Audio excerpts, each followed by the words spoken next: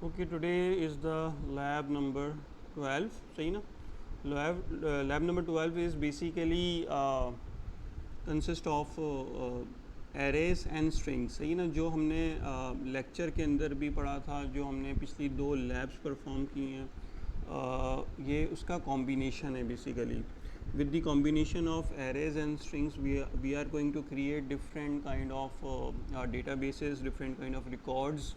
Even के एक छोटा मोटा जो है आप हॉस्पिटल रिकॉर्ड सिस्टम या स्टूडेंट रिकॉर्ड सिस्टम, इस तरह की चीज़ें जो हैं वो आप बना सकते हैं. सही ना? इसका एडवांटेज बेसिकली क्या है?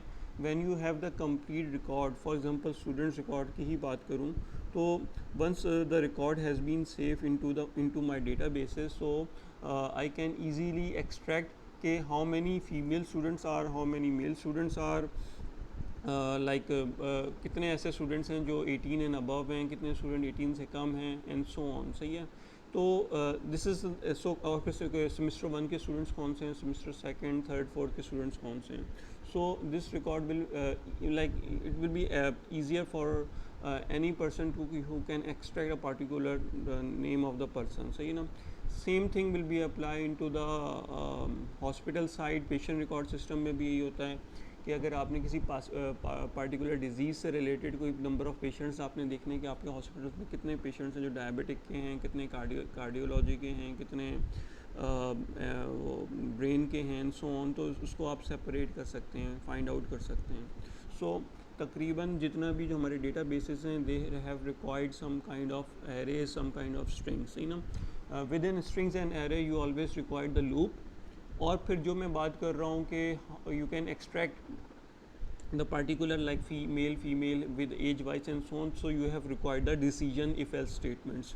तो इस तरह से यानी मीन्स के जो हम एरेज या स्ट्रिंग के अंदर कंबाइनली काम करते हैं, तो उसमें जितना भी हमने पुराना पढ़ा हुआ है, जितनी भी चीज़ें मैंने प्रीवियसली कवर्ड कराई हैं, वो खुद ब खुद ऑटोमेटिकली इसमें कवर अप हो जाती हैं. ठीक है?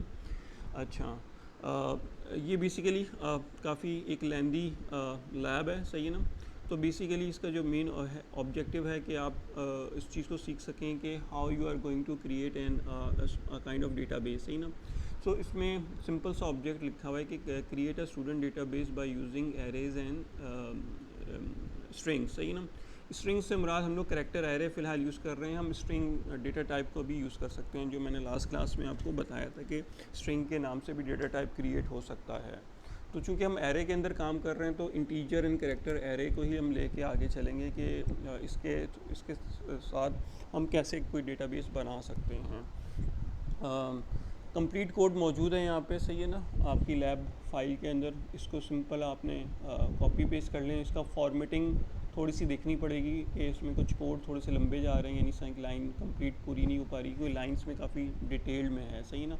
तो let me open the Dev C++ compiler और आई विल सी कि अगर ये कंप्लीट कोड मेरे पास वहाँ पे मौजूद है, तो पूरा का पूरा कोड जो है वो मैं आपको कंपाइलर के अंदर इसको एक्सप्लेन कर दूँ, तो it will be much better.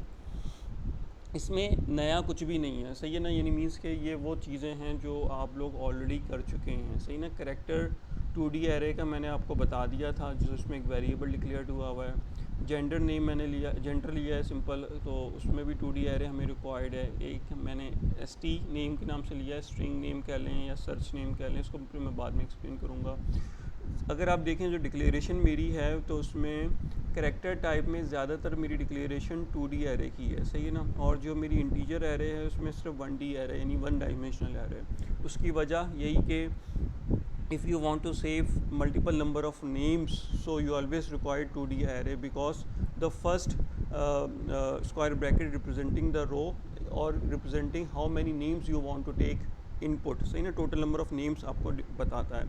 Second is a column that define कि हर नाम की लेंथ कितनी होनी चाहिए. तो इस वजह से हमें we always require 2D character array to save multiple number of names. While if you are going to take integer number, you have just required a 1D array, because you are not defining the size or number. सही ना?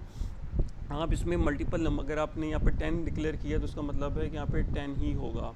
अब आप यहाँ पे देख रहे हैं कि जो मैंने डिफ़ाइन किया हुआ है NUM करके लिखा हुआ है, यहाँ पे मैंने कोई क्या कहते हैं, कोई स्पेसिफिक नंबर नहीं लिखा, सही ना, यानी यहाँ पे मैं 10 लिख सकता था, 12 लिख सकता था, यहाँ पे मैंने नम लिखा है, तो what is mean by the num, सही ना.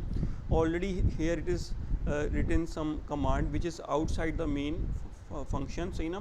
whenever anything that has been written outside the main function, either it is a function, either is a like the global variable, सही ना. वो उसका मैंने functions के चैप्टर में जिक्र किया था, मेक श्योर रिमेंबर रखिएगा कि अगर मेन से ऊपर कोई वैल्यूज़ गिवन हो, जैसे 5 हो, कुछ भी हो, तो ये बेसिकली डिफ़ाइन कर रहा है कि आपने कोई ग्लोबल नंबर असाइन किया है जो कि throughout the program it will be the same, सही ना. पूरे प्रोग्राम में वो सेम रहेगा अनटिल और अनलेस उसको बाद में कोई चेंज ना किया जाए, सही है. Let me open the programme.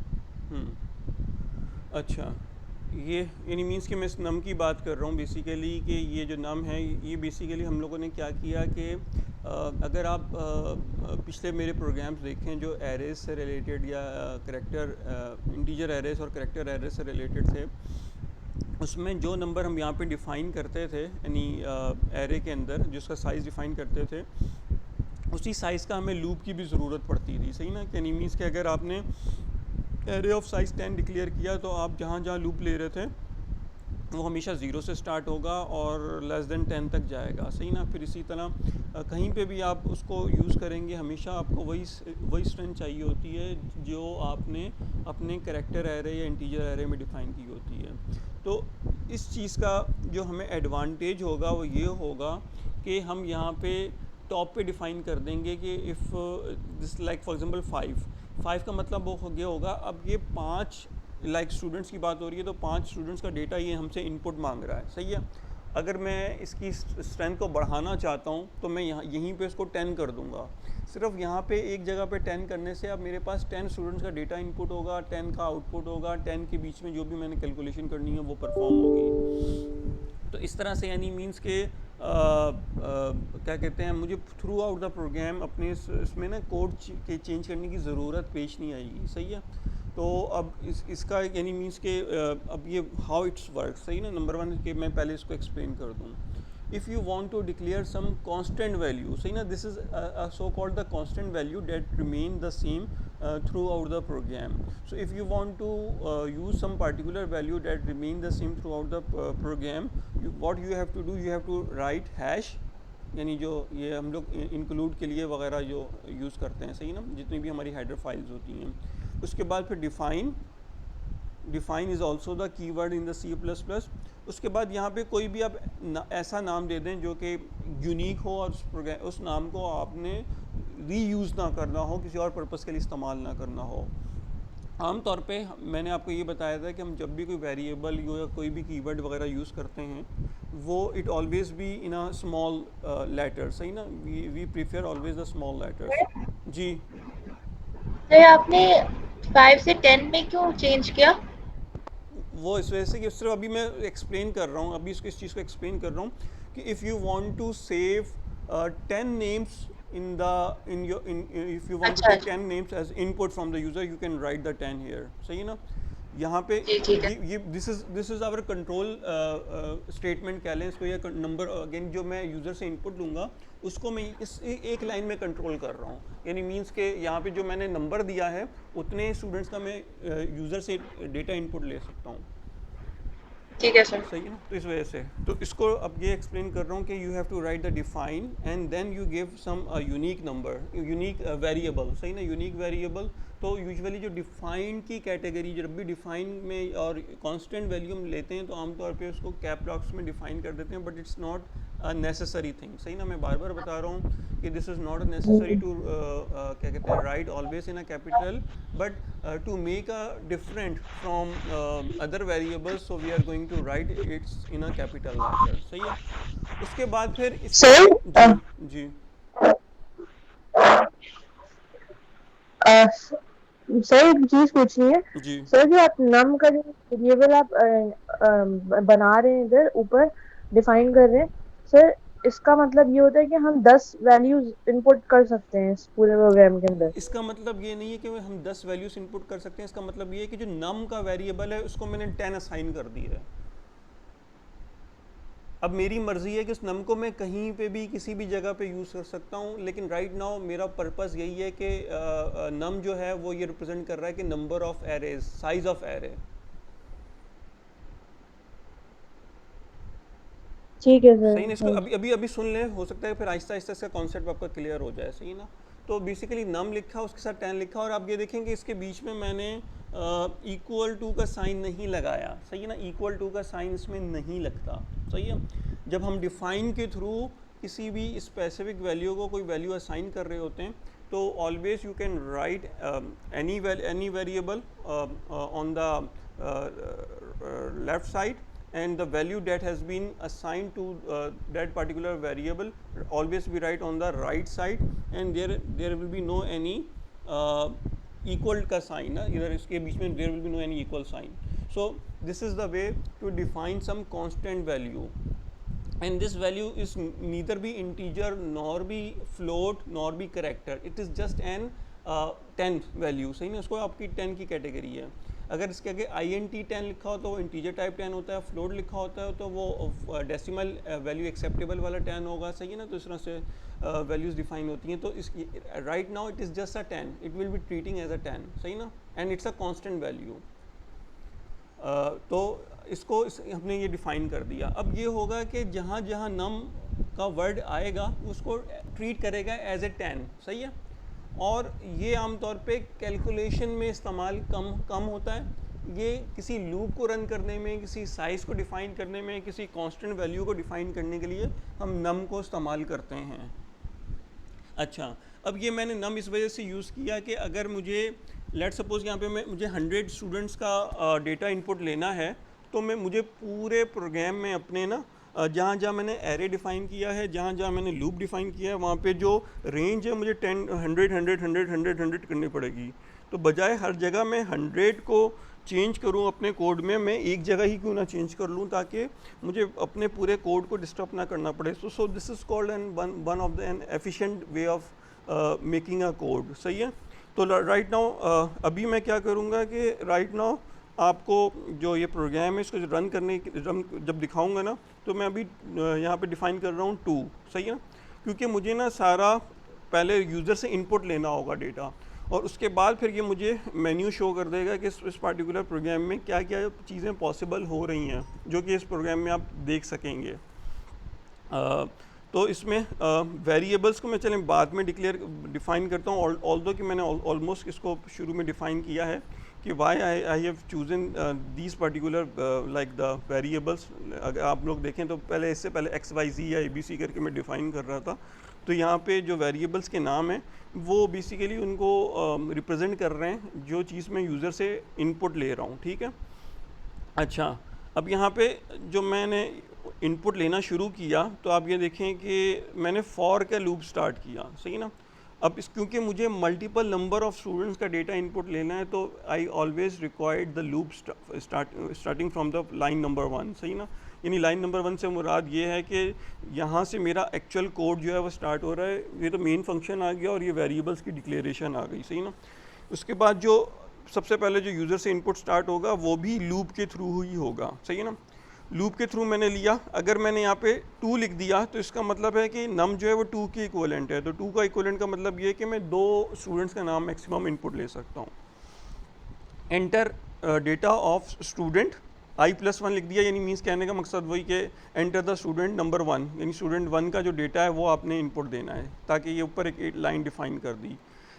फिर मैंने लिखा सी आउट स्टूडेंट नेम। सही ना? स्टूडेंट यानी इसका मतलब है कि आपने इस पार्टिकुलर लाइन पे स्टूडेंट का नाम इनपुट लेना है। इसके अंदर नेम ऑफ आई का मतलब क्या होगा, यानी शुरू में आई की वैल्यू है 0, तो इसका मतलब है 0 लोकेशन के ऊपर आपने जो स्टूडेंट 1 है उसका नाम एंटर कर देना है। ठीक है? उसके बाद फिर आपका आता है student ID। Right now I am just taking the ID as the integer value, although your ID is in a character type SP 20 BME 0104, अगर इस तरह से कोई आईडी है तो इसका मतलब ये है कि your ID is in a character array, सही ना, या तो स्ट्रिंग में होगी या कैरेक्टर एरे में होगी. Right now in this particular program I just take id as a like integer value, so make sure if it is written cn id array of I and the id is written here के num integer type है, तो इसका मतलब है कि आपने सिर्फ और सिर्फ इसमें इंटीजर वैल्यूज़ रहनी है. अगर आप करेक्टर वैल्यूज़ रहेंगे तो आपके पास वो आगे जो प्रोग्राम होगा डिस्टर्ब हो जाएगा, ठीक है, यानी मीन्स के it can not be take input अगर आपने इस पार्टिकुलर इनपुट के अंदर आपने कोई भी करेक्टर वैल्यू ले ली, ठीक है. अच्छा, उसके बाद फिर मैंने लास्ट क्लास में आपको बता दिया था कि जब भी एक दफ़ा अगर getline cin dot getline का इस्तेमाल हो रहा हो और एक दफ़ा इंटीजर इनपुट लिया जा रहा हो तो आपको बफ़र को क्लियर करना होगा, जो इनपुट लेने का जो बफ़र है. तो इस वजह से यहाँ पे सी इन डॉट इग्नोर की कमांड आ गई जो मैंने आपको बताई थी. अच्छा, उसके बाद फिर यहाँ पे लिखा है कि स्टूडेंट जेंडर आपने डिफ़ाइन करना है, सही है. अच्छा, यहाँ पे थोड़ा सा एक स्मार्ट वे में डिफ़ाइन किया गया है, ये भी आपके लिए थोड़ी सी एक नई चीज़ होगी कि यहाँ पे मैंने क्या किया, मैंने लिखा है कि student gender. So student gender में वो क्या कर रहा है कि वो जो इनपुट ले रहा है वो अब एक और नई कमांड है, डेट्स कॉल्ड गेट CHE, सही है ना.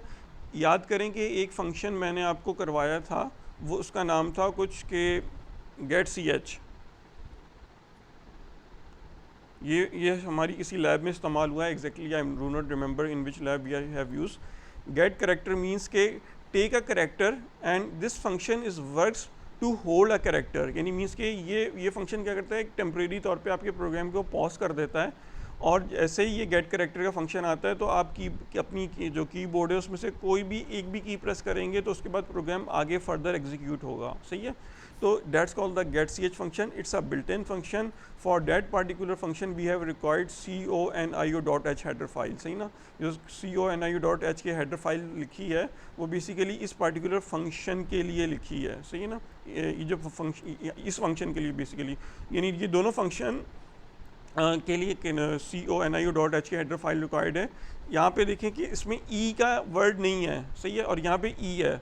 तो इस इन दोनों में जो वो है सो कॉल्ड एक सिमिलैरिटी ये है कि ये पॉज करते हैं, सही है, दोनों पॉज करते हैं. ये वाला जो फंक्शन है ये बस ये देखता है कि जैसे ही कोई भी की प्रेस हो जाए आपकी कीबोर्ड से तो आगे चला जाता है, ठीक है. ये वाला फंक्शन क्या करता है कि जो भी आप की इसमें प्रेस करते हैं अपने कीबोर्ड से, उस की वैल्यू को अपने पास होल्ड कर लेता है. होल्ड करके, और इट्स अप टू यू कि वो आप उसको यूज़ करना चाहते हैं या उसको डिलीट करना चाहते हैं, इट्स अप टू यू. यानी मीन्स के लेट सपोज के जैसे ये फंक्शन आया गेट CH का, तो लेट सपोज कि मैंने अगर F प्रेस कर दिया तो यहाँ पे क्या करेगा कि F की वैल्यू को अपने पास होल्ड करेगा और G का एक वेरिएबल मैंने क्रिएट किया है करेक्टर टाइप का, उसको असाइन कर देगा. यानी मीन्स कि G की वैल्यू जो होगी F हो जाएगी. Somewhere here it is G is defined as a character type. ये देखें G is a character type, यहाँ पे मैंने डिफाइंड है. तो अब क्या करेगा कि ये वाला फंक्शन जो है वो आपने F प्रेस किया और वो G को असाइन कर देगा. इसमें एक बात ये है कि इस तरह जो cin की कमांड है या cin.getLine की कमांड है वो उस वक्त तक इनपुट ले रहे होते हैं जब तक एंटर की प्रेस ना हो जाए, सही है. cin की कमांड का ये होता है कि स्पेस बार आ जाए या एंटर आ जाए तो उस वक्त तक वो इनपुट लेते हैं, ठीक है. लेकिन गेट CH की ऐसी कमांड है कि जैसे ही आपने F प्रेस किया वो खुद ब खुद उसको एक्सेप्ट करके आगे चल पड़ेगा, सही है. यानी मीन्स कि वो आपसे एंटर का वेट नहीं कराएगा. आपने जैसे ही F प्रेस किया वो खुद ब खुद आगे चल जाएगा, आपने M प्रेस किया वो खुद ब खुद आगे चला जाएगा, या आपने कोई भी यानी स्पेस बार प्रेस किया तो स्पेस बार की वैल्यू को G को दे के आगे चलना शुरू हो जाएगा, वेट नहीं करेगा, ठीक है. अच्छा, ये बेसिकली एक लिहाज से ना स्मार्ट इनपुट लेने का तरीका है. स्मार्ट से मुराद ये कि बजाय इसके कि आप पूरा फीमेल या मेल लिखें, आप क्या करें, सिर्फ एक कैरेक्टर आप यूज़र से इनपुट लें. लेट सपोज कि आपने F लिया, अगर आपने लेट सपोज F इनपुट ले लिया तो वो G को असाइन हो गया, और once it is assign to G तो होगा क्या कि यहाँ पे वो कंपेयर करेगा इफ़ की वैल्यू से कि हमेशा जब भी एक सिंगल कैरेक्टर होगा वो इक्वल से कंपेयर होता है, ठीक है. लेकिन अगर पूरा वर्ड है तो उसके लिए हमें strcopy, strcmp और strcat वगैरह के फंक्शंस की ज़रूरत पड़ती है. अगर कंपेयर करवाना है तो strcmp की हमें ज़रूरत पड़ेगी अगर एक से ज़्यादा कैरेक्टर हैं. अगर सिंगल कैरेक्टर है तो हम इक्वल टू से इसको कंपेयर कर सकते हैं, ये बात याद रखिएगा इसके अंदर। तो यहाँ पे यानी बेसिकली जी की वैल्यू चेक कर रहा है कि क्या वो कैपिटल एफ या स्मॉल एफ है, यानी मीन्स के चाहे आप कैपिटल प्रेस करें चाहे आप स्मॉल प्रेस करें, दोनों की कंडीशन में इसको ओके ट्रू कर दे। इफ़ इट इज़ ट्रू क्या करे कि जो वर्ड फीमेल है, ये मैंने पूरा वर्ड एज इट इज़ उठा लिया, कांस्टेंट वर्ड है, इसको कॉपी कर दे जेंडर की 0 लोकेशन के उसके अंदर, यानी करेक्टर एरे के 0 लोकेशन पे जो जेंडर का हमने क्रिएट किया है, ये दिस इज़ अ जेंडर, सही है। और ये देखिए यहाँ पे साइज़ मैंने 8 डिक्लेयर कर दिया क्योंकि फीमेल का मैक्सिमम 6 साइज़ होता है। एक नल करेक्टर ले लें 7, तो यहाँ पे मैं 7 भी ले लेता, it's okay, but for the safe side मैंने यहाँ पे 8 डिक्लेयर कर दिया। तो अब यहाँ क्या करेगा, यहाँ पे इस फीमेल के वर्ड को यहाँ पे मूव ऑन कर देगा, सही है ना। Otherwise if this condition is false, अगर ये कंडीशन फॉल्स होती है डायरेक्ट जाएगा एल्स के अंदर और मेल को उसी जगह पे कॉपी कर देगा 0 लोकेशन के ऊपर, यानी जो आपने फर्स्ट नेम लिया, सही ना, पहला नाम जो लिया वो स्टूडेंट की 0 लोकेशन पे सेव है, नेम की 0 लोकेशन पे सेव है, उसकी आईडी 0 लोकेशन पे सेव है, जेंडर 0 लोकेशन पे सेव है, विच मीन्स कि हम लोग क्या कर रहे हैं, अगर हम लोग, मैं एक्सेल की फाइल खोलूँ,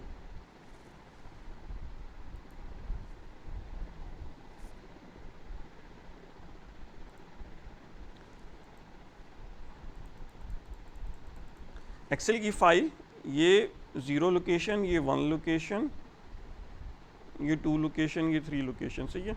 और यहाँ पे स्टूडेंट, उसकी आईडी और जेंडर। तो अब ये देखेंगे इसमें हो क्या रहा है। लेट सपोज कि अगर मैं यहाँ पे एक इनपुट देता हूँ, लेट सपोज मैंने दिया अली 1 2 3 आईडी, और ये जैसे ही मैं एम प्रेस करूँगा वो खुद ब खुद उसको मेल कर देगा। तो अब आप देख रहे हैं कि ये बेसिकली मेरा एक रिकॉर्ड मेंटेन हो रहा है एरे की 0 लोकेशन के ऊपर, अली का रिकॉर्ड जो है वो मेंटेन हो रहा है मेरे पास। अच्छा, उसके बाद ये चीज़ हो गई। Next thing is the student semester, सही ना। सेमेस्टर के अंदर भी मैंने चूँकि सीन की कमांड यूज़ की है, SEM ऑफ आई, ये मैंने इंटीजर टाइप में डिक्लेयर किया है, तो इसका मतलब है कि आपने सेमेस्टर या तो 1 2 3 देना है, फर्स्ट सेकंड थर्ड नहीं देंगे। अगर आप चाहते हैं कि यार मैं फर्स्ट सेकंड थर्ड में दूं तो फिर आपको करेक्टर, ये करेक्टर एरे में डिफाइन करना पड़ेगा। तो सिंपल आपने उसका सेमेस्टर इनपुट ले लिया, सही ना, ये मीन्स के यहाँ पे सेमेस्टर इनपुट ले लिया। इस तरह से ये मेरा एक स्टूडेंट्स का कंप्लीट रिकॉर्ड जो है वो सेव हो गया। अब मैंने कहा था शुरू में कि अगर मैंने यहाँ पे नम की वैल्यू 2 डिफाइन की है तो ये प्रोग्राम दोबारा ऊपर जाएगा यहाँ पे, सही है, और अब आई की वैल्यू 1 हो जाएगी, और अब 1 लोकेशन के ऊपर पहला नाम, फिर 1 लोकेशन पे आईडी, 1 लोकेशन पे जेंडर, 1 लोकेशन पे उसका सेमेस्टर सेव होगा। यानी मीन्स के यहाँ पे लेट सपोज दूसरा स्टूडेंट है, उसका ये रिकॉर्ड जो है वो सेव हो रहा है, सही ना। तो मेरा चूँकि डेटाबेस था ही 2 लोगों के लिए, तो इस वजह से मेरे ये 2 नाम सेव होंगे और डेट्स इट। इस तरह से मेरा इनपुट लेने का प्रोसीजर ख़त्म हो जाएगा। ये मेरा इनपुट लेने का प्रोसीजर था, यानी मीन्स के इसके अंदर मैं सारा का सारा यूज़र से इनपुट ले रहा हूँ कि मुझे जो एक रिकॉर्ड जो मैंने मेंटेन करना है, ठीक है। अच्छा, फिर उसके बाद एक और फंक्शन है जिसको आप अपने किसी भी चीज़ में यूज़ कर सकते हैं, बिल्ट इन फंक्शन है, लिखा हुआ है विच मीन सिस्टम और डबल कोटेशन के अंदर CLS, सही है ना। इसका मतलब होता है स्क्रीन क्लियर, यानी क्लियर स्क्रीन के लिए यूज़ होता है। System is a like the C++ की वो कीवर्ड, सही है, और उसके अंदर मुख्तलिफ फंक्शंस एग्जिस्ट करते हैं। तो उसमें से एक फंक्शन है CLS, it means a clear screen. तो ये स्क्रीन यानी जो आपने यूज़र से इनपुट लिया था अभी, उस स्क्रीन को वो क्लियर कर देगा जो हमारी ब्लैक विंडो में, ताकि उसको क्लियर हम इस वजह से करा रहे हैं ताकि हमारे पास स्क्रीन जो है ना वो ईज़िली विजिबल हो। जो ब्लैक स्क्रीन जो हमारे पास आती है आउटपुट की स्क्रीन, तो जैसे ही इनपुट लेगा उसके बाद स्क्रीन को क्लियर कर देगा, लेकिन डेटा हमारे पास सेफ रहेगा। मेक श्योर कि डेटा को कुछ नहीं होगा, जिस वेरिएबल में जो हमने डेटा सेव किया है वो एज इट इज़ सेव रहेगा, और सिर्फ स्क्रीन एक जनरली तौर पे वो क्लियर हो जाएगी। Next thing is I am using the while loop, सही है ना। यहाँ पे बजाय इसके कि मैं डू वाइल लूप लूँ, मैं वाइल लूप के थ्रू भी अपना मेन्यू क्रिएट कर सकता हूँ, सही है ना। ज़रूरी नहीं है कि हमेशा डू वाइल से हो। तो ये चीज़ आपको थोड़ा सा डिफरेंस करने के लिए, यानी मीन्स के we can create our menu with a while loop as well, so I am using while loop at that moment. और यहाँ पे देखेंगे मैंने डायरेक्ट क्या लिखा है, x। तो x को भी मुझे ये, और वाइल लूप के लिए ज़रूरी होता है कि फर्स्ट टाइम लूप का ट्रू होना ज़रूरी है।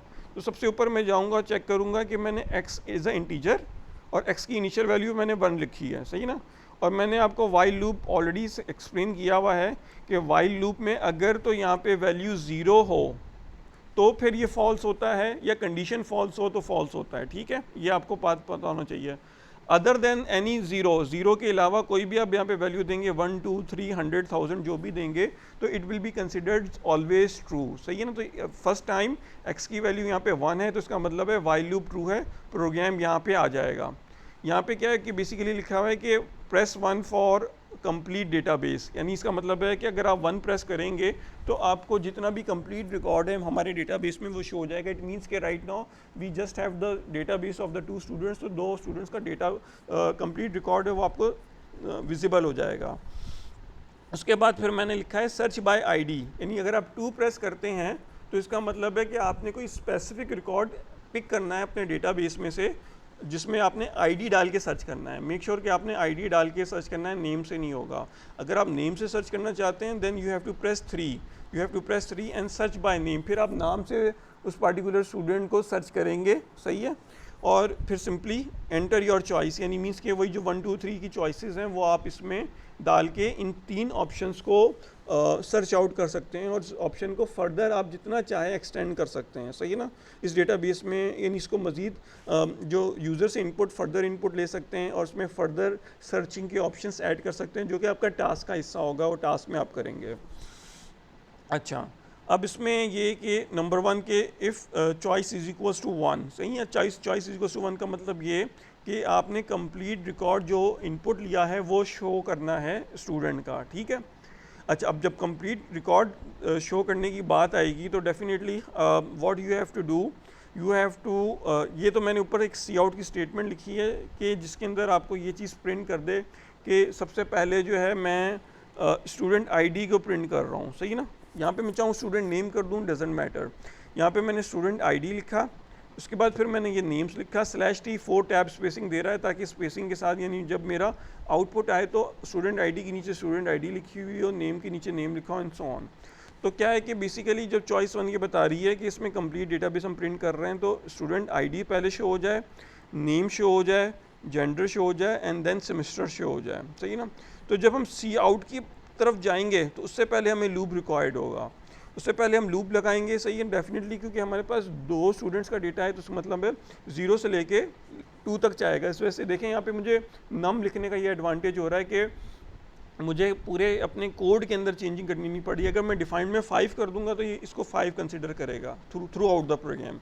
सो आईडी ऑफ 0, अब आईडी ऑफ 0 का मतलब ये होगा कि आईडी ऑफ 0 यानी ये आईडी ऑफ 0 पे मेरे पास 1 2 3 अगर सेव है तो वो 1 2 3 आपकी स्क्रीन पे डिस्प्ले कर देगा। फिर नेम ऑफ 0 का मतलब कि 0 लोकेशन पे जो नेम है स्टूडेंट का अली, तो वो आपकी स्क्रीन पे प्रिंट कर देगा। इसी तरह जेंडर ऑफ 0 प्रिंट कर देगा, फिर 0 लोकेशन पे जो हमारा सेमेस्टर है वो प्रिंट कर देगा। आई में इंक्रीमेंट होगा, आई की वैल्यू 1 हो जाएगी। 1 लोकेशन पे वो आईडी प्रिंट कर देगा, 1 लोकेशन का नेम, 1 लोकेशन का जेंडर, 1 लोकेशन का सेमेस्टर जो है प्रिंट कर देगा। उसके बाद लूप जो होगा टर्मिनेट हो जाएगा, ठीक है। तो इस तरह से हम लोग अपना कंप्लीट रिकॉर्ड जो है वो डिस्प्ले करवा सकते हैं। फिर अगर आपने लेट सपोज के सर्च बाय आईडी का ऑप्शन चूज़ किया नंबर 2, सही है ना, तो आपको क्या करना पड़ेगा कि आपको एक आईडी एक नॉर्मल वेरिएबल में इनपुट लेनी पड़ेगी, क्योंकि आप यहाँ पे एक आईडी ले रहे हो। अब ये आपको एरे की ज़रूरत नहीं है। तो देखें यहाँ पे मैंने जो इनपुट ले रहा हूँ IDS करके एक वेरिएबल है जिसके अंदर मैं इनपुट ले रहा हूँ, सही ना। टॉप पे जाता हूँ और आपको दिखाता हूँ कि जो IDS है ये देखिए मैंने अलग से लिया हुआ है। ये आईडी ऑफ नम है, यानी मीन्स कि मेरे पास तमाम आईडीज़ का एक डेटाबेस है, सही है। और IDS एक सिंगल आईडी में इनपुट ले रहा हूँ यूज़र से, जो कि मेरे डेटाबेस के अंदर कंपेयर करेगा क्या वो आईडी मेरे डेटाबेस में एग्जिस्ट करती है या नहीं करती, सही है ना। तो what you have to do कि वही अगेन कि आप अपना वो टॉप पे लिख देंगे कि अगर रिकॉर्ड जो है वो क्या कहते हैं स्टूडेंट का है, अगर है तो वो डिस्प्ले कर देगा। तो ज़ीरो से लेके लेस देन 2 तक चलेगा। और जब दो इंटीजर नंबर को कंपेयर किया जाता है वो इस तरह से किया जाता है, आपको ऑलरेडी पता है, इफ़ के अंदर मैं करवा चुका हूँ कि इफ़ IDS, वो ID जो आपने अभी यूज़र से इनपुट ली है, उसको सबसे पहले 0 लोकेशन पे चेक करेगा, फिर 1 लोकेशन पे चेक करेगा, ठीक है। अच्छा, अगर लेट सपोज के 1 2 3 में देता हूँ और 1 2 3 इसको मिल गया, पहली लोकेशन पे मिल गया, तो कंडीशन ट्रू हो गई।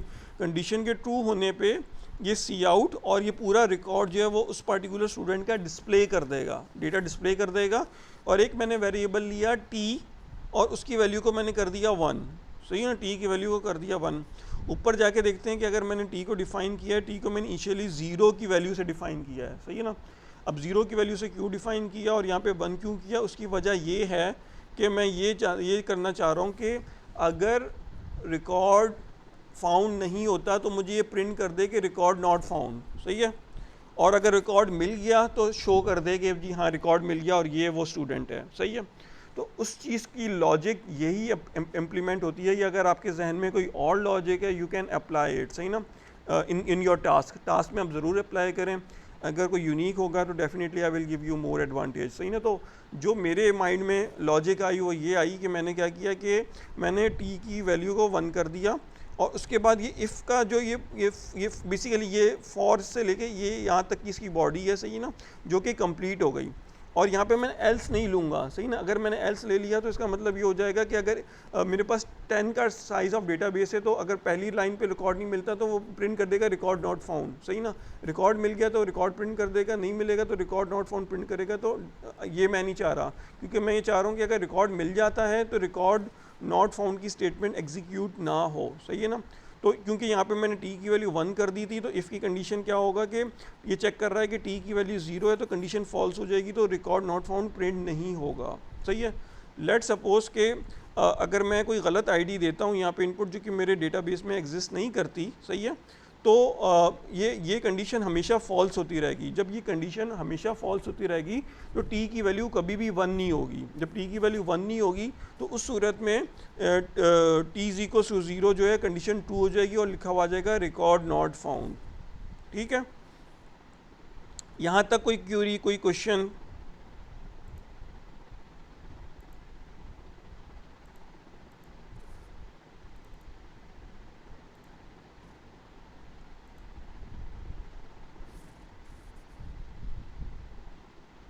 ईशा आपको स्क्रीन नज़र नहीं आ रही?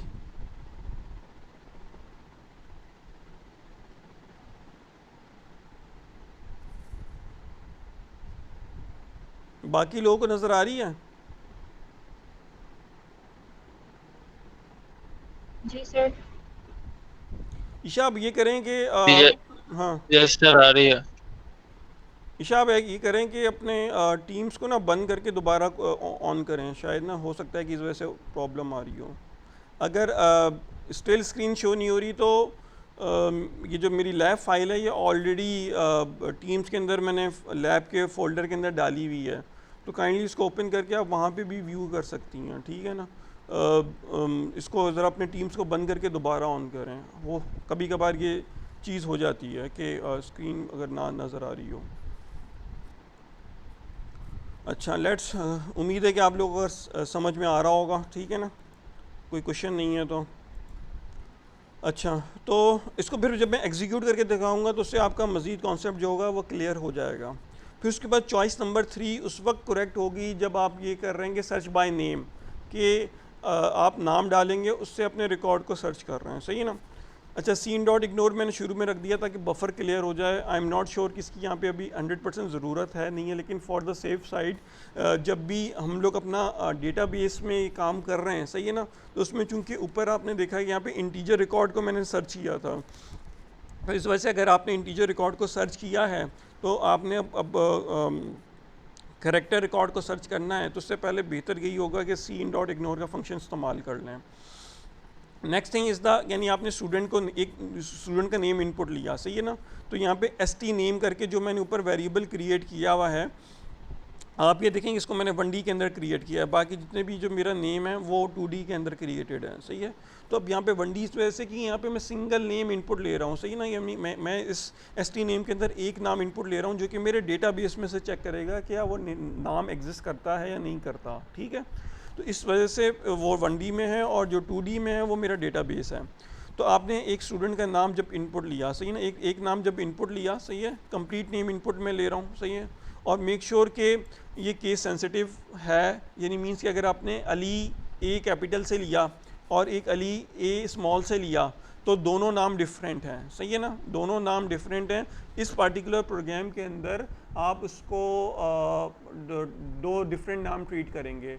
तो इस वजह से अगर आप ये चाहते हैं कि ए स्मॉल में हो या कैपिटल में हो, दोनों को एक नाम ट्रीट करें, तो इसमें 2 अपर और 2 लोअर का फंक्शन इस्तेमाल करना पड़ जाएगा, ठीक है। ये एक हिंट है आप लोगों के लिए। उसके बाद अगर आपने अपने डेटाबेस में से जब नाम सर्च करना है, सही ना, तो आपको सर्चिंग के लिए strcmp का फंक्शन इस्तेमाल करना पड़ेगा, सही ना। इक्वल के साइन से दो नाम कंपेयर नहीं होंगे, ये मैं आपको आज की लैब में भी उससे पहले भी बता चुका हूँ कि अगर आप इंटीजर वैल्यू को सर्च कर रहे हैं इक्वल के साइन से सर्च होगा, अगर आप दो सिंगल करैक्टर को सर्च कर रहे हैं तो इक्वल से होगा, लेकिन अगर आप एक से ज़्यादा करैक्टर या एक कंप्लीट नेम को सर्च कर रहे हैं, यू ऑलवेज रिक्वायर्ड strcmp, सही ना। एंड हाउ इट वर्क्स, इसका वर्किंग प्रिंसिपल मैंने आपको जो बेसिक एरे की इंटीजर करेक्टर एरे की जो लैब हुई थी उसके अंदर मैंने आपको एक्सप्लेन कर दिया था। Here I am going to explain here again कि st नेम जो भी आपने यूज़र से इनपुट लिया, सही ना, उसको आप कंपेयर कराएंगे अपने एरे की 0 लोकेशन के नाम से, फिर 1 लोकेशन के नाम से, सही ना। 0 लोकेशन पे भी चेक करेंगे, 1 पे भी चेक करेंगे कि जब उसको दोनों स्ट्रिंग की लेंथ इक्वल मिलेगी, सही ना। स्ट्रेंथ से मुराद के कैपिटल ए इक्वल टू उस कैपिटल ए के सेम होगा, उसके जितने भी लेट सपोज के वसीम की बात करता हूँ तो मेरा WASIM और WASIM उसको इक्वल दोनों स्ट्रिंग में मिलेगा, तो उस सूरत में उसको 0 रिटर्न हो जाएगा। अदरवाइज़ W छोटा हुआ बड़ा हुआ दोनों में डिफरेंस हुआ तो इक्वल टू का साइन नहीं मिलेगा। तो जब भी ये इस पर्टिकुलर फंक्शन के तहत हम ये चेक कर रहे हैं कि अगर दोनों स्ट्रिंग की लेंथ इक्वल है तो वो रिकॉर्ड प्रिंट कर दे, सही ना, ये रिकॉर्ड प्रिंट कर दे। और अगर स्ट्रिंग की लेंथ इक्वल नहीं है तो डेफिनेटली t की वैल्यू 1 नहीं होगी। t की वैल्यू को मैंने रीसेट कर दिया था जब प्रोग्राम यहाँ पे एंड हो रहा था, t इज इक्वल्स टू 0 कर दिया था। तो इस तरह से क्या होगा कि t इज इक्वल्स टू 0 अगर आया तो उसका मतलब है रिकॉर्ड नॉट फाउंड, और अगर रिकॉर्ड मिल गया तो t की वैल्यू 1 हो जाएगी, तो इस तरह से रिकॉर्ड नॉट फाउंड जो होगा प्रिंट नहीं होगा। तो इस तरह से यानी ये 3 ऑप्शन जो है वो मैंने आपको अपने डेटाबेस में दिखा दी है। अदरवाइज एल्स की कमांड ये बता रही है कि रॉन्ग चॉइस, यानी आपके पास चॉइसेस क्या थी 1 2 3, अगर आप चॉइस 4 5 6 सेलेक्ट करते हो तो you always get the answer wrong choice, सही ना। उसके बाद फिर ये प्रोग्राम दोबारा से रीस्टार्ट कर सकते हैं, यानी मेन्यू को रिकॉल कर सकते हैं, सही ना। इससे पहले जो मैंने रिकॉल के लिए ज़्यादातर मैं करैक्टर यूज़ कर रहा था, ये do you want to continue press Y और N, सही है ना।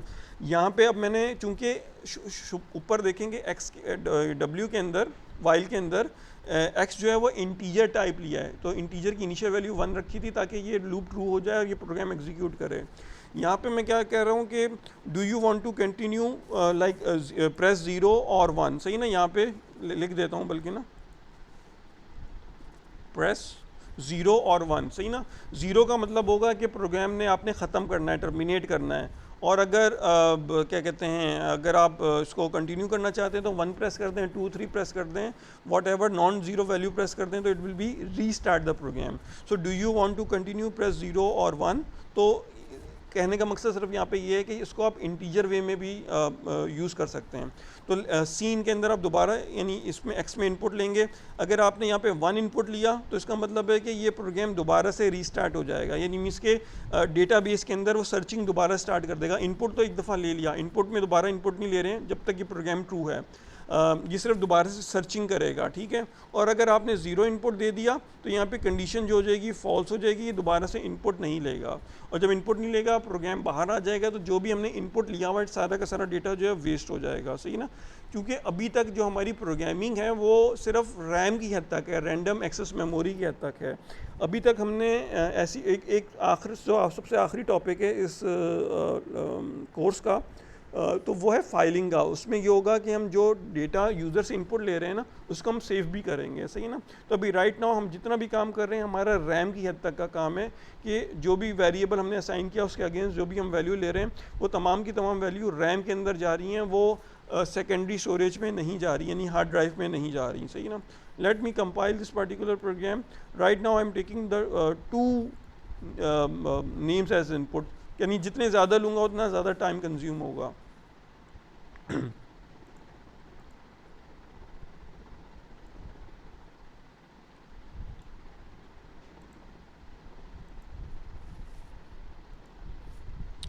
अच्छा, अब आप ये देखें कि मैंने लिखा है वही एक लिख दिया कि एंटर डेटा ऑफ स्टूडेंट 1। इसको सो कॉल मैंने एक सेंटर में लाने की कोशिश की कि इसको एक सेंटर में रख दिया जाए, सही ना।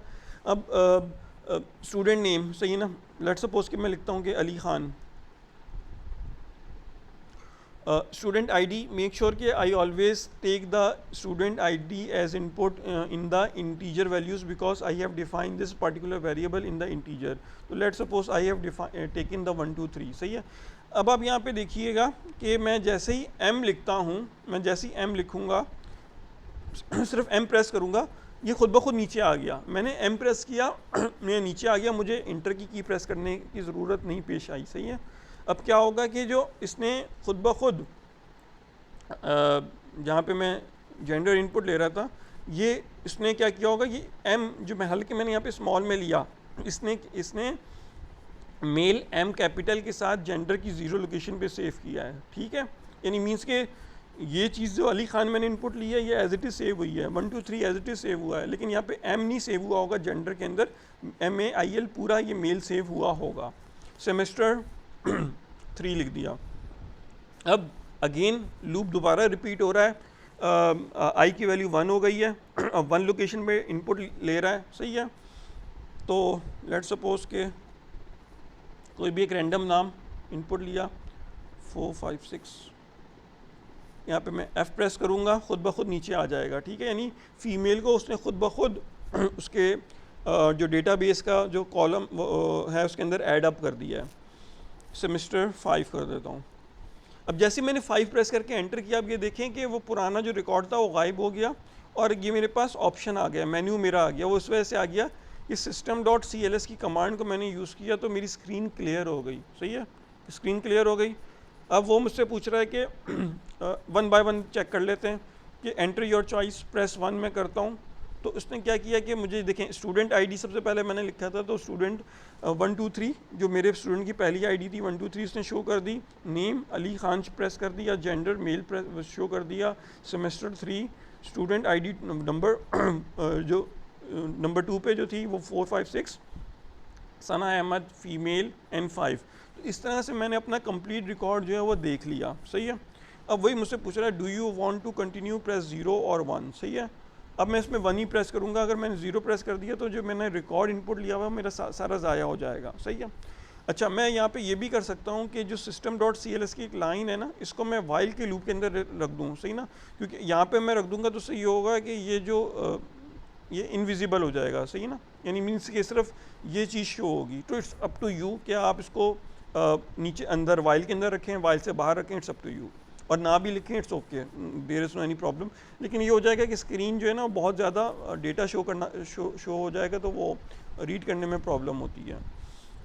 फिर नंबर 2 अगर मैं चूज़ करता हूँ, मैंने लिखा नंबर 2, यहाँ पे आ रहा है कि एंटर स्टूडेंट आईडी, सही है।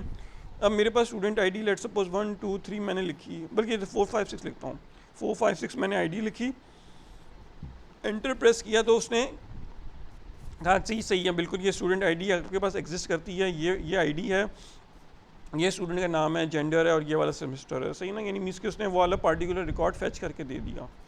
दोबारा मैं इसको कंटिन्यू करता हूँ, 1 प्रेस किया, सर्च बाय आईडी पे गया।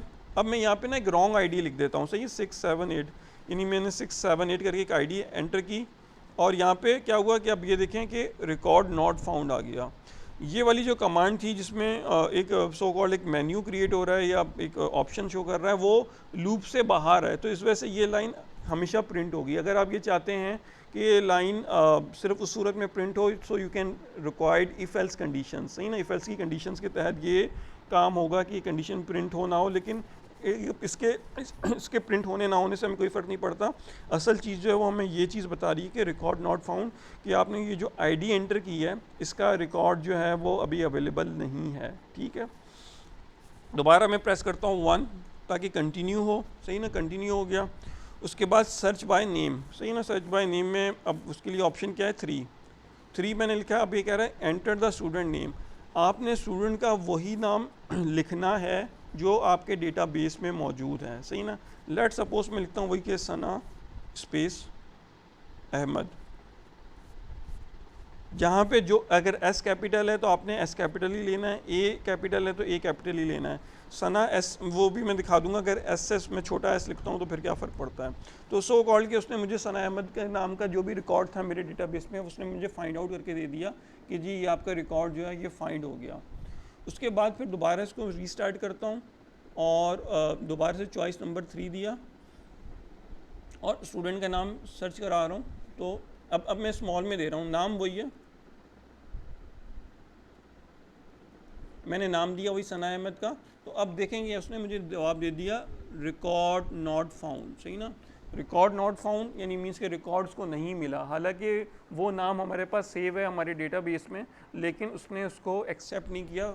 एक्सेप्ट ना करने की वजह वही कि एस यहाँ पे स्मॉल है, ए स्मॉल है, इनमें से कोई भी अगर एस कैपिटल कर दूं ए स्मॉल कर दूं तब भी एक्सेप्ट नहीं होगा, एस कैपिटल कर दूं ए स्मॉल कर दूं तो भी एक्सेप्ट नहीं होगा। यानी मीन्स किसी भी अगर आपने फ़ॉन्ट को चेंज किया तो एक्सेप्ट नहीं होगा। तो मेक श्योर एक्चुअली होता क्या है डेटाबेस के अंदर कि जब भी आप डेटाबेस में कोई वैल्यू सेव करते हैं ना तो बैक एंड पे या तो वो लगा होता है कि तमाम की तमाम चीज़ें से सना इस तरह से आप अगर आपने इनपुट लिया तो वो अपने डेटाबेस में ना उस पूरे नाम को ना स्मॉल में सेव करता है। सही ना, पूरे इसको स्मॉल में सेव करता है।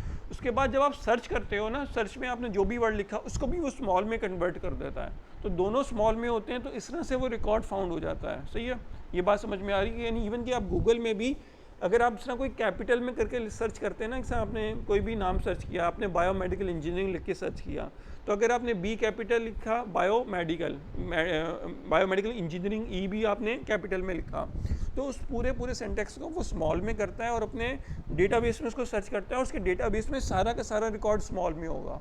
हो सकता है कि सारा का सारा रिकॉर्ड कैपिटल में हो और आपने जो इनपुट लिया उसको फिर वो कैपिटल में कर देगा। सही ना, इस तरह से वो डेटा को सर्च करता है और उसमें से स्ट्रिंग को पिक करता है और वो आपको डिस्प्ले करता है। जब डिस्प्ले करने की बारी आती है तो वो उसी फॉर्म में डिस्प्ले करता है जिस फॉर्म में आपने यूज़र से इनपुट लिया था। सही ना, तो उसको कन्वर्ट कर देता है अगेन कि जिस फॉर्म में आपने इनपुट लिया था। तो इस तरह से आप को चाहे वो कैपिटल में हो चाहे वो स्मॉल में हो, दोनों रिकॉर्ड जो होंगे वो आपकी स्क्रीन के सामने डिस्प्ले कर देगा। सही ना, तो इतना वो थोड़ा सा एडवांस की तरफ चला जाता है, तो इतना एडवांस में मैंने कराया नहीं। एक डेटाबेस बनाने का तरीका बताना था जो इस प्रोग्राम के तहत मैंने आपको बता दिया।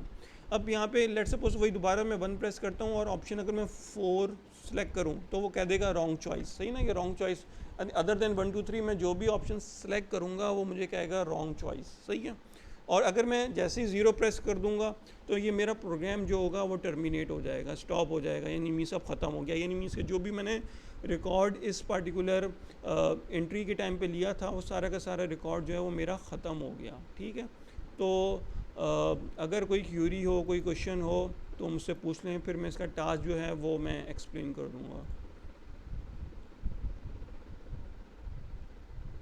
इस कोड के हवाले से कोई चीज़ अगर पूछना चाहें।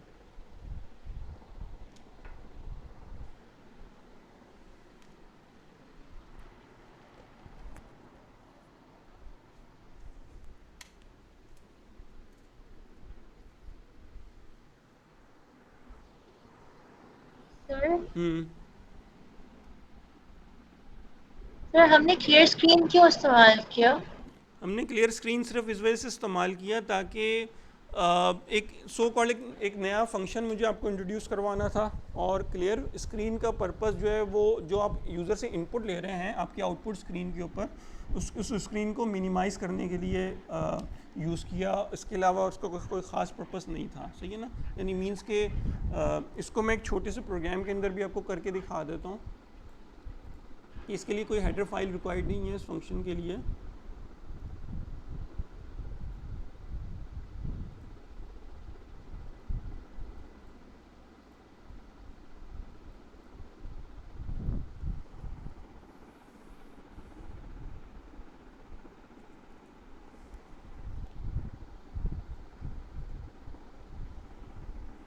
एक मुझे ना वो यूज़ करना पड़ेगा, CUNI.H को मुझे यूज़ कर लेने दें ताकि उससे और ज़रा कॉन्सेप्ट, इन दोनों फंक्शन का कॉन्सेप्ट क्लियर हो जाएगा।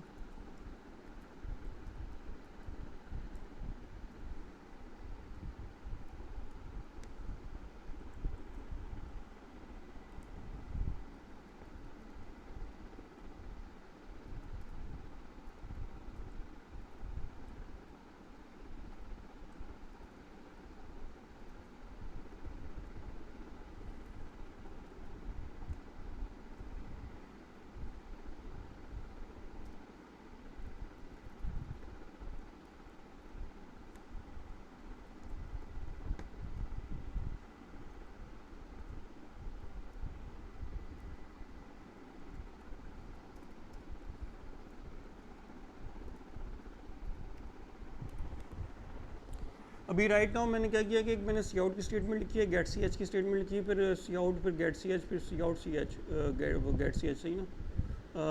इसको मैं रन एंड एग्जीक्यूट करता हूँ। आप ये देखिए मेरे पास स्क्रीन पे सिर्फ ये हाई जो है, पहला जो सी आउट की स्टेटमेंट है वो प्रिंट हुई, सही ना। उसके बाद मेरा कर्सर ब्लिंक कर रहा है। कर्सर ब्लिंक करने की वजह ये है कि वो मुझे कह रहा है कि कीबोर्ड में से कोई भी एनी की एस्केप नहीं दबाना, बाकी कोई भी की दबा दें, स्पेस बार दबा दें, ABCD दबा दें, 1 2 3 की जो है वो प्रेस कर दें, कोई भी की प्रेस कर दें, तो उसके बाद फिर वो आगे फर्दर स्टेप पे चलेगा। ये यहाँ पे स्टक इस वजह से हुआ है कि गेट सी एच का फंक्शन मिला हुआ, ठीक है ना। अच्छा, मैंने एक स्पेस बार प्रेस किया, सही है, तो उसने मुझे ये हेलो प्रिंट कर दिया, सही ना, क्योंकि मेरे पास एंडल मैंने यूज़ नहीं किया हुआ, तो इस वजह से सेम लाइन में आउटपुट आ रहा है। अब अगेन हेलो के बाद वो पॉज हो गया है कि आप कोई भी की प्रेस करें अपने कीबोर्ड में से तो वो आगे जाएगा। फिर मैंने दोबारा की प्रेस की तो उसने मेरा जो आखिरी वर्ड है बाय जो है वो प्रिंट कर दिया।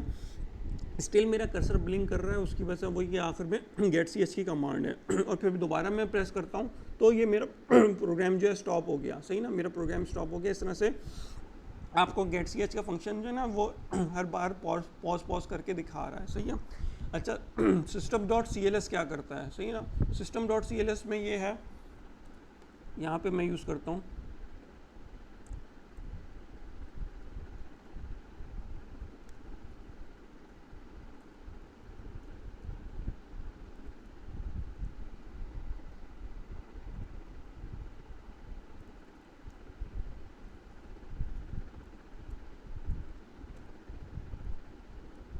अच्छा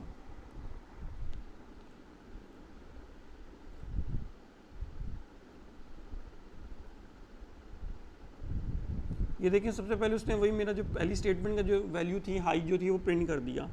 उसके बाद फिर मेरे पास जो नेक्स्ट स्टेप है वो है गेट सी एच का, यानी मीन्स कि वो पॉज हुआ हुआ है, सही ना। अच्छा, जैसे ही मैं कोई की प्रेस करूँगा तो ये चीज़ एग्जीक्यूट हो जाएगी, सही ना, ये एग्जीक्यूट हो गई।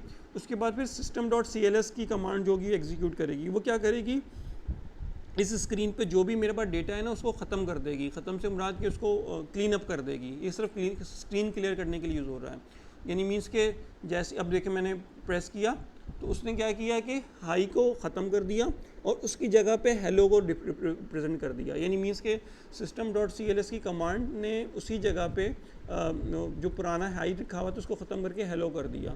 फिर दोबारा मैं प्रेस करूँगा तो हेलो को ख़त्म करके बाय कर दिया, सही ना, बाय कर दिया। ऑल्दो कि वो मेरी मेमोरी में हाई हेलो बाय मौजूद हैं, लेकिन स्क्रीन के ऊपर वो कुछ इस तरह से रिप्रेजेंट कर रहे हैं, सही ना।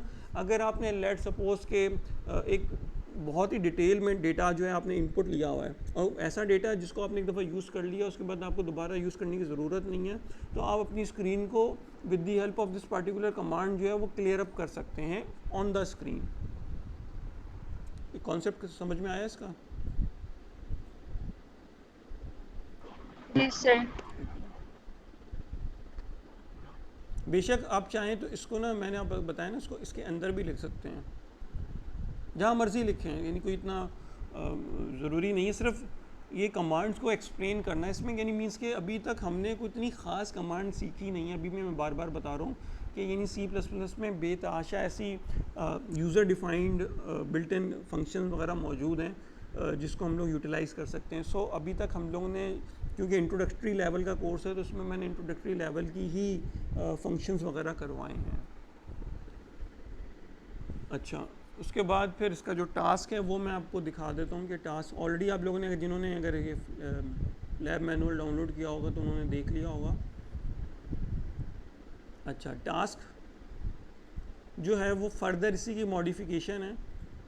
Create a student database, take name, age, department, batch as input, search either full name और फर्स्ट और last name, search by age, filter by age limit, search by department and batch. सही है। तो मेक श्योर कि अभी जो हमारा program है it's about goes to 93 lines का, 93 लाइंस का ये कोड बना है। सही ना। ये हमारी पूरी यानी जो इंट्रोडक्टरी इस लैब का सबसे बड़ी लैब है, समझ लें, एज अगर आप टाइपिंग के लिहाज से देखें। सही ना। और ये जो टास्क है ये भी सबसे लेंदीएस्ट टास्क होगा। सही है ना। इसके बाद जो टास्क हैं वो डिफरेंट हैं, वो उतने ज़्यादा लेंदी नहीं होंगे। सही है। इसके अंदर आप ये देखें कि आपसे बोला जा रहा है कि वो स्टूडेंट का डेटाबेस बनाना है। सही ना। उसमें आपने नेम इनपुट लेना है और एज इनपुट लेनी है, डिपार्टमेंट का नाम इनपुट लेना है, बैज इनपुट लेना है और हाँ सही है, बस ये चीज़ें, 4 चीज़ें ही हैं ना, नेम, एज, डिपार्टमेंट, बैज। सही ना। ये 4 चीज़ें आपने यूज़र से इनपुट लेनी है। सही है। और फिर जो आपने जो मेन्यू क्रिएट करना है तो उसमें होना चाहिए search by full name, search by first name,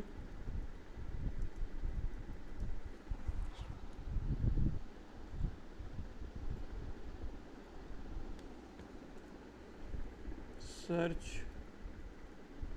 bye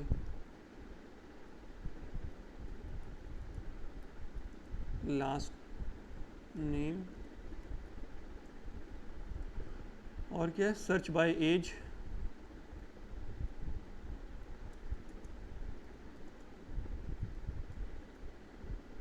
filter by age limit. अच्छा, फाइंड एज,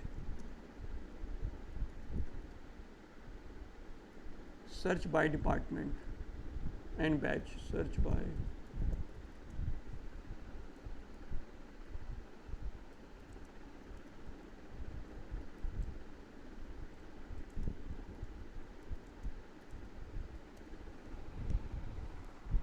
अब सबसे पहले तो यही कि नेम जो होगा आपका, आपको पता ही है कि कैरेक्टर एरे के अंदर होगा।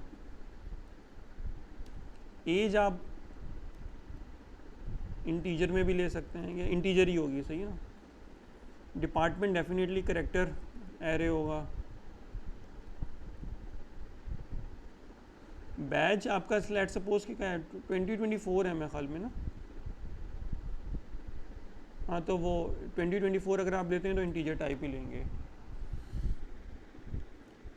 अच्छा, अब यानी सर्च बाय एज तो आप लोग ऑलरेडी परफॉर्म कर चुके हैं, ये वाला फंक्शन। सही है ना। तो इसमें तो कोई क्वेश्चन नहीं होना चाहिए। उसके बाद सर्च बाय डिपार्टमेंट भी आपको आ जाना चाहिए कि आपने जो डिपार्टमेंट का नाम इनपुट लिया है, सही है ना, तो वो आ जाए। सही है ना।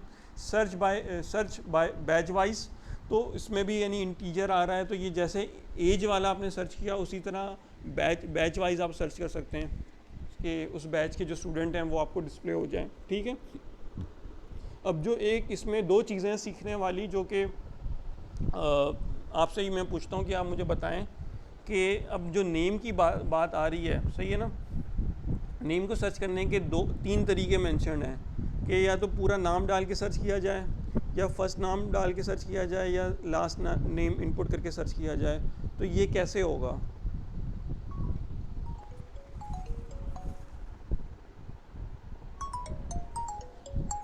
जस्ट वेट, एक कॉल आ रही है, मैं, आप लोग इसको सोचें, मैं ज़रा एक कॉल अटेंड कर लूँ। हेलो। जी सर। जी सर, क्लास ले रहा था, खैर है, मैंने वो होल्ड कर लिया। जी जी बोलें। जी जी जी, ओपन बुक है। सर वो हो जाएगा क्योंकि हमारी असेसमेंट जो है ना वो ज़्यादा बड़ी नहीं है, हम लोगों ने ना छोटी छोटी असेसमेंट रखी हैं, और फिर वो ऐसा रखा है कि बच्चा यानी वो टोटली बुक की तरफ भी ना जाए ना, यानी मीन्स कि वो बुक देखे लेकिन ये ना हो कि वो पूरा कॉपी पेस्ट ना करे। बुक तो खैर कोई भी नहीं दिखाएगा, सारे बच्चे इंटरनेट से कॉपी पेस्ट करने की कोशिश करेंगे। अच्छा अच्छा, हाँ तो वो हमने यानी हमारी जाहिर सी बात है, हमने वो ये कोशिश ये होनी चाहिए कि हमारी ना कि कॉपी पेस्ट ना हो, तो हम लोग अपना पेपर जो है ना ऐसा जी जी जी HOD से अप्रूव है सर। सर मैं आपको जो भी मेल करता हूँ सर शान को पता होता है, CC में रखा हुआ है सर, आप देखिए उनका CC में नाम है। जी सर ठीक ठीक है, चलो वो सर आप शेयर कराएंगे, बच्चों को बता देंगे। हाँ हम्म,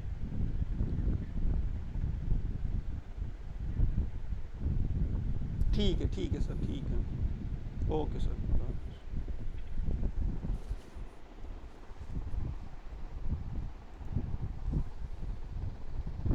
जी कोई क्वेरी है?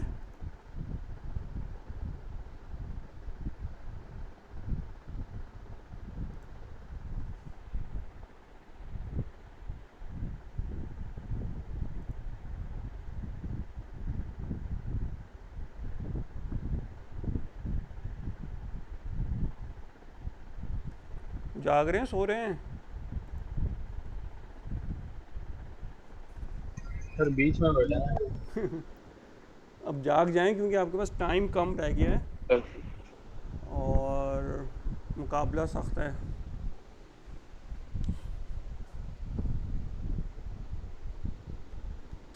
मैंने एक सवाल किया है कि ये टास्क कैसे परफॉर्म होगा, ख़ास करके सर्च बाय नेम वाला।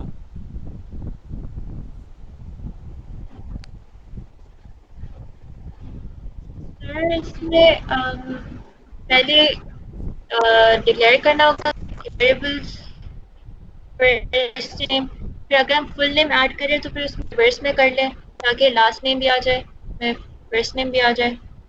कैसे कर लें, यानी दोबारा बोलिएगा।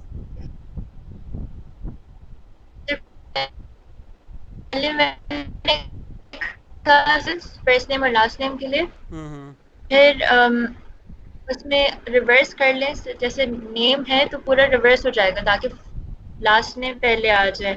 फिर लास्ट नेम अगर पहले आ रहा है तो उसको ही रीड करके वो सर्च कर लेगा स्टूडेंट को।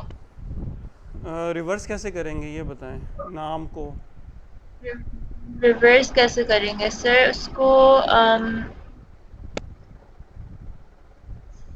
सी आउट कर देंगे सर, और फिर नहीं सर नहीं जो होगा, नहीं जैसे होगा, अगर फर्स्ट नेम और नहीं होगा, नहीं अच्छा होगा।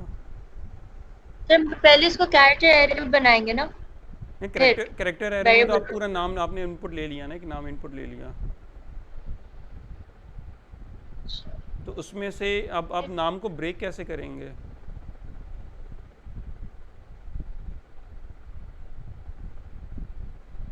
ठीक है सर। नहीं बताएंगे नहीं, अगर आप एक नाम कंप्लीट नेम इनपुट लेते हैं ना, तो लेट सपोज के वही कि मैं अपना नाम लेता हूँ, सही ना, मैंने फॉर एग्जांपल कि मैंने वसीम मुनीर अपना पूरा नाम जो है वो ले लिया इनपुट, सही ना, एरे के अंदर, वो डेटाबेस में चला जाता हूँ। यहाँ पे चलें ये वाले जो नाम है कुछ ऐसे ले लेता हूँ, कुली अली अहमद ख़ान, इन बस दो ही नाम रखिएगा, ज़्यादा ना दें। इस तरह से मैंने कोई नाम इनपुट ले लिया, तो अब मुझे सर्च करना है। अगर तो मैं फुल नेम देता हूँ, सही है ना, तो ही सर्च हो जाएगा। लेकिन अगर मैं सिर्फ अली देता हूँ तो आप इस डेटाबेस में से कैसे उसको सर्च कर पाएंगे?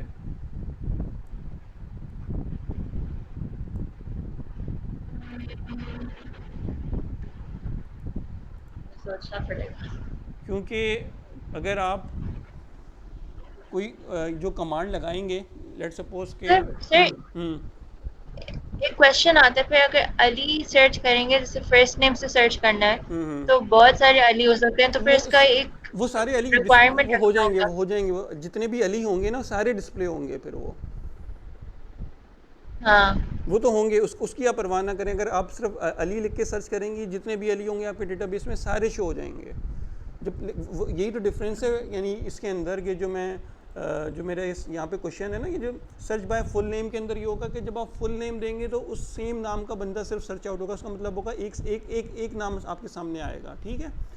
Search by first name, let's suppose कि Syed is a very common name, तो अगर Syed is a first name तो जितने भी सैयद नाम से जिनके नाम शुरू हो रहे होंगे सबके नाम डिस्प्ले हो जाएंगे, यानी मोर देन वन हो सकते हैं, मोर देन वन होंगे।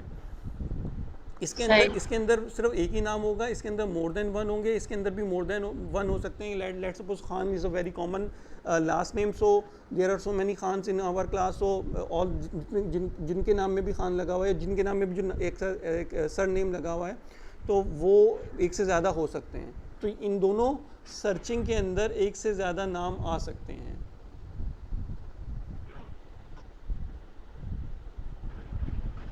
ठीक है सर।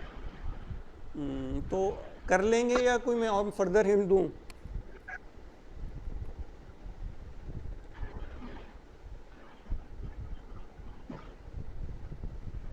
सर कर लेंगे, मिल जाएगा इसका सोल्यूशन। चलें ठीक है। यानी मैं आपको पूरी क्लास के बिहाफ पे ही आप ये कह रही हैं मेरे ख्याल में, फिर मुझे कोई पर्सनल मैसेज करके ना करे, क्योंकि मेरे पास बेतहाशा मैसेजेस आते रहते हैं कि सर ये काम, ये टास्क कैसे होगा, ये क्या होगा।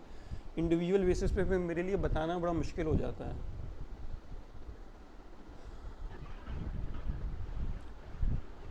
जी सर। अभी तो जी कर रही है, लेकिन मुझे पता है बाद में बड़ा मसला होगा, तो मैं एक हिंट दे देता हूँ, सही ना। हिंट काफ़ी बड़ा हिंट है। वो हिंट ये है कि जब आप अपना प्रोग्राम क्रिएट करें तो उसमें फुल नेम इनपुट ना लें, कंप्लीट नाम इनपुट ना लें।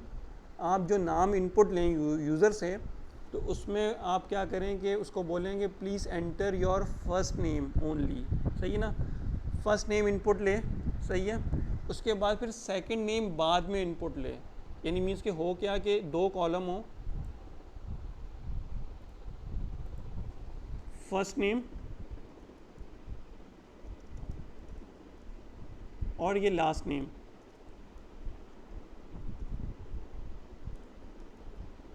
इस तरह से।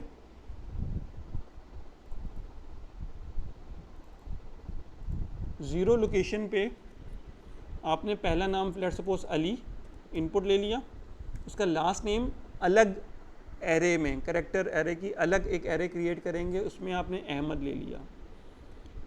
इसका एडवांटेज आपको ये होगा कि अगर आपने फुल नेम प्रिंट करवाना है, सही ना, कंप्लीट नेम प्रिंट कराना है, सी आउट फर्स्ट, लेट सपोज कि मेरे एरे का नाम है first of size, let suppose कि ज़ीरो लोकेशन है ना, तो ज़ीरो ही ले देता हूँ। ज़ीरो लोकेशन पे वो इंसर्शन के साइन और फिर लास्ट ऑफ ज़ीरो, बीच में स्पेस आप खुद मैन्युअली तौर पे दे दीजिएगा ताकि दोनों नाम अलग अलग प्रिंट हों, सही ना। ये देखें, ये आपको एक कंप्लीट नेम प्रिंट करके दे रहा है, ठीक है, यानी अली अहमद इससे प्रिंट हो जाएगा। और अगर आप चाहते हैं कि सिर्फ फर्स्ट नेम प्रिंट हो तो सी आउट फर्स्ट लिख देंगे, सही है। और अगर आपको लास्ट नेम चाहिए तो लास्ट करके लिख देंगे। सो इससे आपको आपके जो तीनों काम है बड़ी आसानी से परफॉर्म हो जाएंगे। ये चीज़ समझ में आ गई?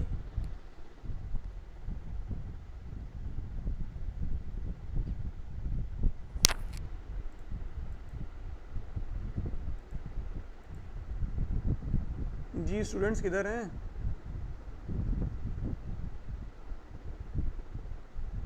जो बोल नहीं रहे वो कम से कम ओके ही लिख दें ताकि मुझे थोड़ा सा आइडिया हो जाए। सही है।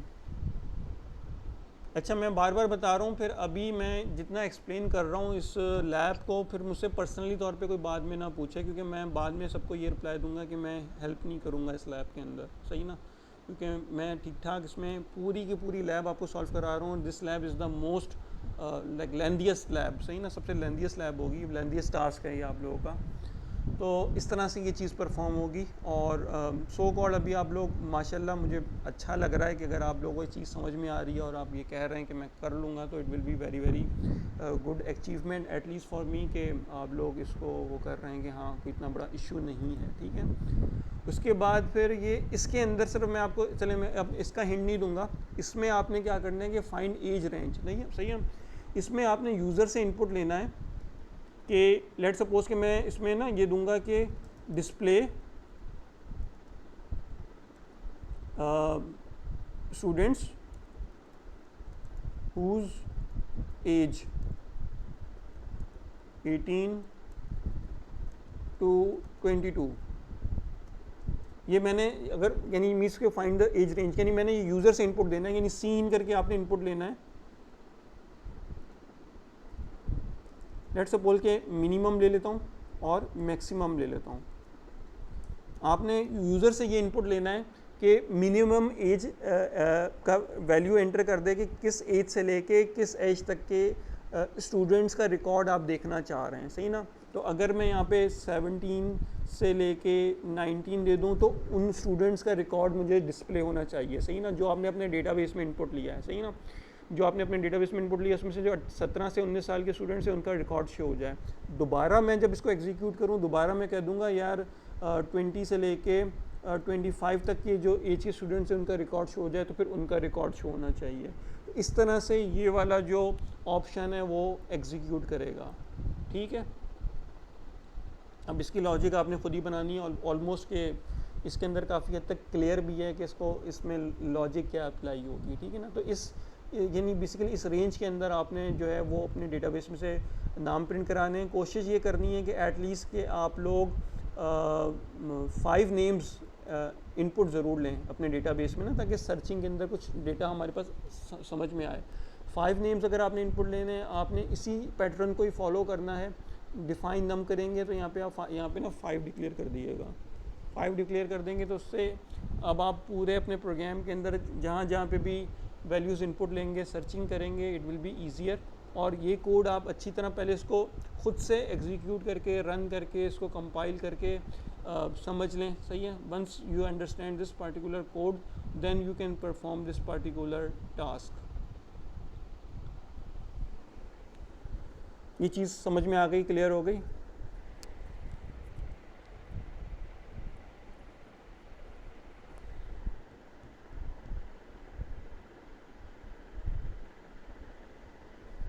अच्छा, अब ये चीज़ अगर डन हो गई तो हमारी लैब कंप्लीट हो गई है। और हमारी ना एक मीटिंग अभी हम लोगों ने करनी है 12 बजे ना, तो आपकी सर 12 से 12:30 के दरमियान कोई क्लास नहीं है, और फिर सर ज़िशान और सर हसन की भी कोई क्लास नहीं है, तो थोड़ी सी एक मीटिंग कर लेंगे आप लोगों के साथ। मैंने कभी रिसेंटली एक नया ग्रुप क्रिएट किया है, सही है ना, उसका नाम है DBME स्टूडेंट्स। तो वो आप लोग ज्वाइन कर लीजिएगा। सर ज़िशान और सर हसन भी वहीं उसी ग्रुप में आ जाएंगे। तो जो आपकी क्यूरीज़ होंगी ना, हम उसको वहाँ पे सॉर्ट आउट कर लेंगे। अभी मैं आपको असेसमेंट का बता देता हूँ, यानी मींस के जो मैं अभी असाइनमेंट्स दे रहा हूँ, क्विज़ दे रहा हूँ, सही है ना, वो हमारे सेशनल के अंदर काउंट होंगे, सही ना। सेशनल के जो मार्क्स हैं वो मैंने ऑलरेडी आपको अभी तो टोटल बताए हुए हैं कि जो उसका ना अभी तो हम लोग पॉइंट्स बेसिस पे कर रहे हैं, सही ना। फिर बाद में मैं उसकी स्केलिंग करूँगा नंबरों की ना, कि जो लेट्स सपोज के 100 मार्क्स के मैंने क्विज़ लिया तो वो स्केल डाउन हो जाएंगे टुवर्ड 7.5 की मार्किंग के ऊपर, कि आउट ऑफ 7.5 जो हैं वो मार्क्स कितने वो किसके इक्वलेंट होंगे, ठीक है। अच्छा, ये जो असाइनमेंट हैं, क्विज़ेस हैं, ये इनके मार्क्स अलग कैलकुलेट हो रहे हैं। क्विज़ के मार्क्स आपके पास ऑलरेडी शो हो रहे हैं उसमें टीम्स में मैंने डाल दिए हैं। बाकी असाइनमेंट के इंशाल्लाह आप लोग मुझे सारे असाइनमेंट्स उसमें असाइनमेंट नंबर 3 और 4 जो है उसमें डाल दें टीम्स के ऊपर, तो मैं उसको फिर असेस करना शुरू करता हूँ। फिर हमारा आखिरी असाइनमेंट रह जाएगा, वो भी इंशाल्लाह मैं इस वीक में मैं शेयर करा दूँगा, ताकि उसमें आपको टाइम ज़्यादा दे दूँगा, ताकि आप लोग आराम से उसको एज सून एज़ पॉसिबल कर लें उसको ना, असाइनमेंट को। अच्छा, इसको अभी लेक्चर जो ये लैब जो है हमारी कंप्लीट हो गई है, इसकी रिकॉर्डिंग मैं ऑफ कर दूँ।